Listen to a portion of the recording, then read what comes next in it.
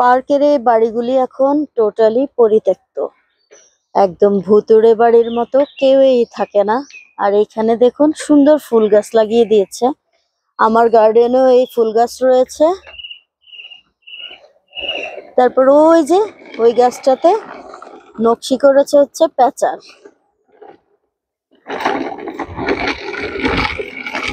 এইদিকে খুব স্পিডে যাচ্ছে।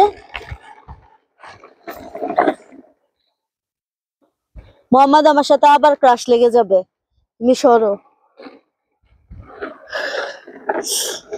ওই যে ওইখানে অনেক সুন্দর ফুল দিয়ে সামারে, মানে স্প্রিং এর সিজনটাতে এক ধরনের ফুল লাগাবে, তারপর ওগুলি তুলে আবার কাউন্সিলের লোকরা এসে চেঞ্জ করবে, সুন্দর সুন্দর ফুল লাগিয়ে যাবে, দেখতে ভালোই লাগে। মানে পার্কটা ঘুরতে ঘুরতে আপনার এক্সারসাইজ হয়ে যাবে। আর এত সুন্দর সুন্দর ফুল লাগানো, দেখতেও ভালো লাগে। বলেন, এই সবুজ অরণ্যে আসলে মন কি খারাপ হয়ে থাকতে পারে? আর অন্য কোনো টেনশনই কাজে লাগবে না। আপনাকে কোনো টেনশন, কোনো হতাশা আপনাকে গ্রাস করতে পারবে না, যত বেশি সবুজের মাঝে আপনি থাকবেন।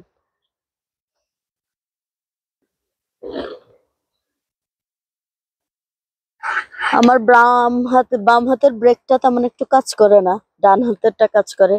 কিন্তু আমি আবার ডান হাতে সাইকেলিং করতে পারি না এক হাতে। ওই যে একটা কাঠবিড়ালি, হ্যালো, সে কি সুন্দর ছুটে বেড়াচ্ছে খাবারের সন্ধানে, সে খাবার খুঁজছে।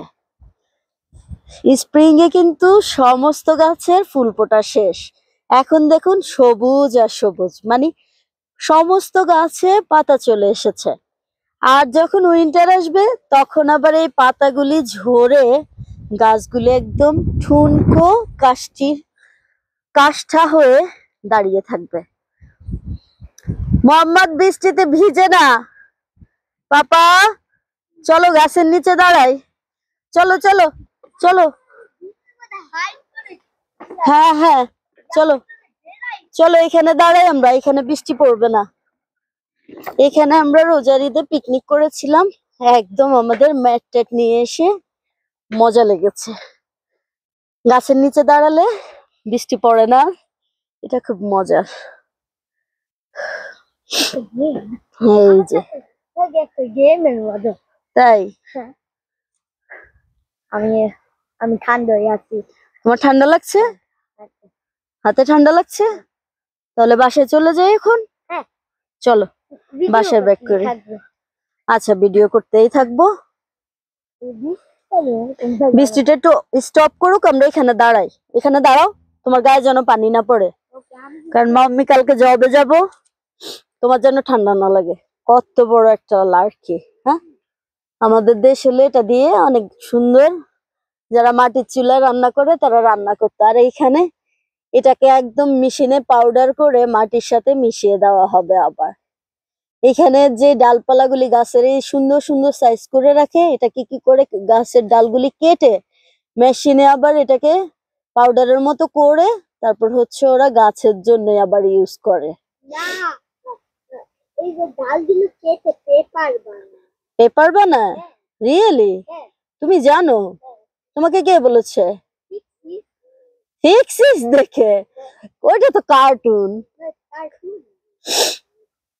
এখন কি করছো? তোমার হাতে তো ময়লা লাগবে, আর তোমার গায়ে বৃষ্টি পড়ছে মনে হয়। তুমি এদিকে আসো, এদিকে আসো। হ্যাঁ, বি কেয়ারফুল, পেছনে তোমার স্কুটি। মাম্মির এখানে চলে আসো, এখানে চলে আসো, এখানে বৃষ্টি পড়ে না, মাম্মির গায়ে পড়ছে না। ছাতা কিংবা ক্যাপ কোনোটা পরে এসে শান্তি নেই। যদিও আজকে বাতাস নেই, তারপরেও সাইকেলিং করলে তো একটু বাতাস বাতাস হয়, তাহলে এগুলি সব উড়ে চলে যায়, মানে বারবার নিতে হয়।